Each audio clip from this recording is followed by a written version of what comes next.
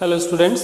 तो देखिए अभी इसके अंदर मैं आपको नेक्स्ट क्वेश्चन जो है वो क्वेश्चन नंबर 29 बता रहा हूँ। ये एक थोड़ा डिफरेंट वैरायटी का क्वेश्चन है, इसके टाइप के एक दो क्वेश्चंस आपके और भी दिए हैं, तो वो क्वेश्चंस जो है उसका भी आइडिया आपको इसमें मिल जाएगा। बेसिकली इस क्वेश्चन में ये है कि जब आपके पास एक से ज़्यादा प्रोडक्ट हो तो हमने फर्स्ट डे जो है मार्जिनल कॉस्टिंग का स्टेटमेंट लिखा है, और जिसके अंदर मैंने आपको बताया था कि मार्जिनल कॉस्टिंग जो है वो फाइनेंशियल और कॉस्टिंग की तरह फिक्स कॉस्ट को डिस्ट्रीब्यूट करने पर बिलीव नहीं करती है। वो नहीं कहती है कि आप फिक्स कॉस्ट को अपनी इच्छा से सारे प्रोडक्ट्स में किसी पर्टिकुलर रेशियो में डिस्ट्रीब्यूट कर दीजिए। लाइक जैसे मान लीजिए कि रेंट होता है तो रेंट को आप एरिया बेसिस पे बांटते हो, या फिर लाइट का खर्चा होता है तो लाइट्स के पॉइंट्स की बेसिस पे बांटते हो। बट ये सारा डिस्ट्रीब्यूशन एक आर्टिफिशियल है। ऐसा नहीं है कि एग्जैक्टली लाइट उसी हिसाब से जली होगी जितने पॉइंट्स है या जितना बड़ा एरिया है, तो उसको अपन जो है इस तरह से जो मानते हैं फाइनेंशियल और कॉस्टिंग में, तो मैनेजमेंट उसकी परमिशन नहीं देता। और इसी कारण इसका सोचने का तरीका भी अलग है। ये कहता है कि किसी प्रोडक्ट को अगर आप बनाकर बेच रहे हो और उसमें कुछ लॉस हो रहा है, लेकिन एटलीस्ट वो अपनी जो है वेरिएबल कॉस्ट तो कवर कर ही रहा है, फिक्स कॉस्ट का बिजनेस का कुछ पोर्शन वो कवर कर रहा है। तो ऐसा हो सकता है कि अगर आप उस प्रोडक्ट को पूरा शट डाउन कर दो तो आपको उससे और भी ज़्यादा नुकसान हो जाएगा, क्योंकि उसको बेचने से जो लॉस हो रहा था हो सकता है कि वो जितनी फिक्स कॉस्ट का बर्डन जो है वो कवर कर रहा था, वो उससे ज़्यादा नुकसान जो है आपके बिज़नेस को दे सकता है। तो इस क्वेश्चन के अंदर वो वाला फॉर्मेट जो है वो अपन को करने का जो है एक ऑप्शन मिलेगा, तो उस फॉर्मेट को अपन किस तरह से बनाएंगे।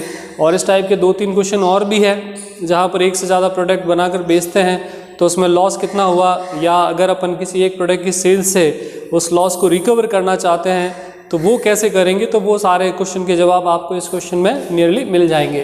तो क्वेश्चन ये है कि हमारे पास 5 प्रोडक्ट्स है, हमारी सेल्स दी हुई है इन लैक्स है, तो 5 लाख 4 लाख 8 लाख इस तरीके से, और वेरिएबल कॉस्ट है वो परसेंटेज है सेल्स का, यानी कि 5 लाख रुपीज़ अगर हमारी सेल्स है तो उसका 60% जो है वो वेरिएबल कॉस्ट होगी, सेकंड में 4 लाख का 50%, सो ऑन एंड ऑन इस तरीके से इनके जो परसेंटेज है वो सारे आपको दिए हैं। Fix cost for a period आपको दे रखी है 9 lakhs, और यह रिक्वायर्ड टू क्या क्या आपको निकालना है। Produce a statement showing the amount of loss expected, तो दैट मीन्स कि वो आपको कह रहा है कि बिजनेस में लॉस ही होगा। तो एक तरह से एक आंसर तो आपको मिल ही गया कि आप जब अगर इसका स्टेटमेंट बनाओगे तो आपको प्रॉफिट नहीं बल्कि डेफिनेटली इसके अंदर लॉस ही होगा। सेकेंड, आपको रिकमेंड करना है a change in sales volume of each product which will be estimated the expected loss, और assuming that sales of only one product can be increased at time। that means कि आप चाहते हो कि अगर ये जो लॉस होगा हमको इस बिज़नेस के अंदर अभी फ़िलहाल जो कंडीशन है उसमें, तो उस लॉस को हमको रिकवर करने के लिए कितनी सेल्स बढ़ानी पड़ेगी।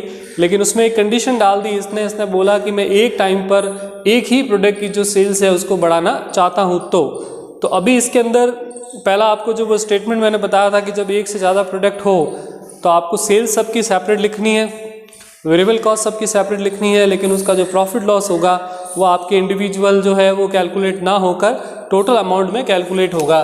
तो अपन इसका पहले इनकम स्टेटमेंट बना देते हैं सारे प्रोडक्ट्स का। तो जितने हमारे प्रोडक्ट्स हैं A, B, C, D, E, और एक लास्ट कॉलम इसमें बनाना पड़ेगा टोटल का। तो ये हमारा मार्जिनल कॉस्टिंग का इनकम स्टेटमेंट है, इनकम स्टेटमेंट।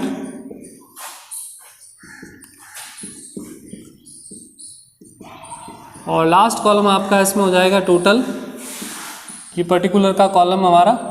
और मार्जिनल कॉस्ट इनकम स्टेटमेंट आप लोगों को वेरी वेल नोन है, सेल्स में से वेरिएबल कॉस्ट माइनस करते हैं तो कंट्रीब्यूशन आता है, और उसमें से अगर अपन फिक्स कॉस्ट को माइनस करेंगे तो प्रॉफिट।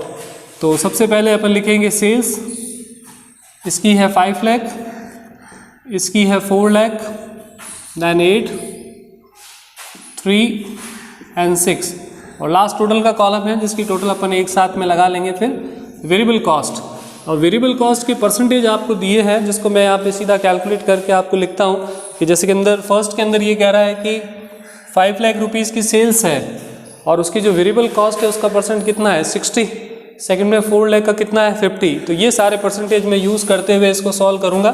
तो मैं यहाँ पे चलिए एज ए हिंट लिख देता हूँ कि 5 लाख का फर्स्ट के अंदर 60% था, तो 5 लाख का 60% ये हो जाएगा 3 लाख, और इसको माइनस करेंगे तो सेल्स में से वेरिएबल कॉस्ट अगर घटाते हैं तो डिफरेंस में जो अमाउंट आती है जो बचती है वो कहलाती है कंट्रीब्यूशन, जो हमारा है यहाँ पे 2 लाख। उसके बाद सेकंड में थोड़ा इजी गोइंग है, 4 लाख का 50% 2 लाख होगा और बचेगा भी 2 लाख। थर्ड 8 लाख का 65%, तो ये हो जाएगा आपका 5.2, माइनस करेंगे तो 2.8 बचेगा। नेक्स्ट है इसके अंदर 3 लाख का 80%, 2.4 लाख और पीछे आपके बचेगा 0.6 ओनली। और देन लास्ट है 6 का 75% जो आ रहा है 4.5 and then remaining part will be 1.5। तो ये इस तरीके से हमने इनकी सेल्स में से इनके जो परसेंटेज दिए है वेरिएबल कॉस्ट के वो माइनस करेंगे, तो पीछे जो बचेगा वो आपके इसके अंदर आ जाएगा कंट्रीब्यूशन। एंड देन इसके बाद कंट्रीब्यूशन आने के बाद, जैसा मैंने आपको कहा था कि कंट्रीब्यूशन आने के बाद जो फिक्स कॉस्ट होती है मैनेजमेंट अकाउंटिंग के अंदर, एक से ज़्यादा अगर प्रोडक्ट हो तो फिक्स कॉस्ट सेपरेट नहीं बल्कि टोटल लेस करनी है। तो फिक्स कॉस्ट सीधी टोटल के कॉलम में आप यहाँ पे 9 लाख रुपीज़ लेस करेंगे और तब आपका जो प्रॉफिट होगा, अगर पॉजिटिव साइन हुआ तो प्रॉफिट होगा और अगर नेगेटिव होगा तो आपके क्या आ जाएगा, लॉस। तो पहले अपन इनकी टोटल भी अब अपन को करनी पड़ेगी। 5 लाख + 4 + 8 + 3 + 6, तो 26 लाख हमारी सेल्स है टोटल। वेरिएबल कॉस्ट को जोड़ते हैं, 3 + 2 + 5.2 + 2.4 + 4.5, तो ये आ रहा है 17.1। अब इसमें से इसको माइनस करते हैं 8.9 और इसमें से 9 लाख को माइनस करेंगे तो 0.10 कह सकते हैं, या फिर इसको अपन 10,000 रुपीज़, क्योंकि ये सारा इन लैक्स है। सारा अमाउंट मैंने वहाँ पे क्वेश्चन में लिखा है, यहाँ पे लिख देता हूँ कि ये सारा का सारा अमाउंट इन लैक्स है आपके। तो ये आपका 0.10 लैक्स, तो दैट मीन्स कि आपको लॉस जो हो रहा है वो क्या है, 10,000 रुपये का। तो जो हमारा पहला आंसर था कि इस बिज़नेस के अंदर हमको फ़ायदा होगा या नुकसान, तो वो हमने कैलकुलेट कर लिया। और अब दूसरी चीज़ ये कह रहा है कि मुझे ये 10,000 रुपीज़ का लॉस रिकवर करना है, जिससे कि मैं ये हानि जो है बियर कर पाऊँ। तो मैं सेल्स करना चाहता हूँ, अपनी बढ़ाना चाहता हूँ, लेकिन एक टाइम पर मैं एक ही प्रोडक्ट की सेल्स को इंक्रीज़ करना चाहता हूँ। जैसे कि अगर ए करेंगे तो ए की, फिर बी की, फिर सी की, डी की।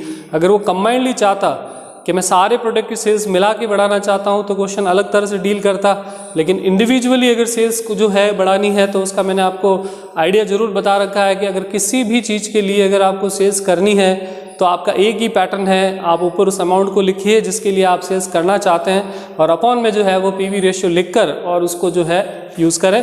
तो यहाँ पर पहली बात तो ये होगी कि पीवी रेशियो आपको निकालने पड़ेंगे। जैसे मैं इस क्वेश्चन में मुझे थोड़ा सा एक फ्लैक्सिबिलिटी मिल रही है कि मैं आपको ये प्रोडक्ट को जो है वो सॉल्व करके बताऊं और जिससे कि आप बी सी डी ई जो है वो खुद घर पे आराम से इसको कंप्लीट कर सकते हो। तो पीवी का फॉर्मूला होता है sales minus variable cost upon sales into 100। तो ए की सेल्स है 5 लाख, वेरिएबल कॉस्ट है आपके यहाँ पे 3 डिवाइड बाय सेल्स और इंटू 100, तो ये ए का आ जाएगा पीवी रेशियो। और वैसे अगर बहुत शॉर्ट में अगर देखें आप, इतनी आपको माथापूरी करने की ज़रूरत भी नहीं, आप और भी इजी कर सकते हो कि जब वेरिएबल कॉस्ट सेल्स का 60% है और सेल्स 100% में 60 गया तो पीवी आपका कितना होगा, 40। ये लास्ट वीडियो में मैंने आपको जो क्वेश्चन कराया था उसमें मैंने यही सिखाया था कि अगर खाली वेरिएबल कॉस्ट भी दी हुई हो परसेंटेज के अंदर तो आप आराम से उससे पीवी रेशियो कैलकुलेट कर सकते हो। तो दैट मीन्स कि इसका पीवी रेशियो आपका हो जाएगा 40% या 0.4 भी जिसको कह सकता है। और अब सेल्स टू रिकवर लॉस, तो इसका फॉर्मूला हो जाएगा जितना आपको लॉस हो रहा है उसमें पीवी रेशियो का भाग दे दो। और अभी मैं सिर्फ ए का बता रहा हूँ, तो लॉस अपना है 10,000 और ए का पीवी है 40%। तो 10,000 है वो किस संख्या का 40% है, तो 10,000 में 40% का भाग लगाए तो हमारा आंसर आ रहा है ₹25,000, यानी कि 25,000 रुपये की अगर ए की सेल्स करें तो हमको 10,000 रुपये का ये जो लॉस है वो रिकवर हो जाएगा। और जस्ट लाइक ए के बाद आप अगर बी को सॉल्व करें, सी डी ई जिसको भी सॉल्व करें, तो सबका पीवी रेशियो आपके पास स्ट्रेट फॉरवर्ड पड़ा है कि सबका आपको दे रखा है वेरिएबल कॉस्ट। जैसे बी की बात करें तो बी का वेरिएबल कॉस्ट कितना परसेंट है, 50। तो 100 में से 50% वेरिएबल कॉस्ट गई तो पीछे कंट्रीब्यूशन का रेशियो जो है या परसेंट है वो कितना बच रहा है, 50। वही आपका पीवी रेशियो होगा। तो अगर 10,000 में 0.5 का भाग लगाएंगे तो 10,000 किसका 50% होता है, 20,000। तो ये सेकंड आंसर आ गया। तो इस तरीके से बहुत सारे क्वेश्चन है, बहुत ही सिंपल क्वेश्चंस है। अगर एक बार आप करके जाएं तो आप आराम से 15 में से 15 मार्क्स ला सकते हैं, कोई इश्यू नहीं। लेकिन ज़रूरी है कि क्वेश्चन मैक्सिमम जो है वो आते हैं वो अटैम्प्ट हो जाए। और ये यूनिट का एक यूनिट का एक क्वेश्चन है, उसके हिसाब से तो अपन इसकी प्रिपरेशन जितनी अच्छी करके जाएं, पूरा एक 15 मार्क्स का प्रैक्टिकल क्वेश्चन जो है वो अपन कंप्लीट कर सकते हैं। अब इसके बाद देखिए मैं नेक्स्ट क्वेश्चन जो है वो लिखकर आपको बताता हूँ फिर वापस आगे।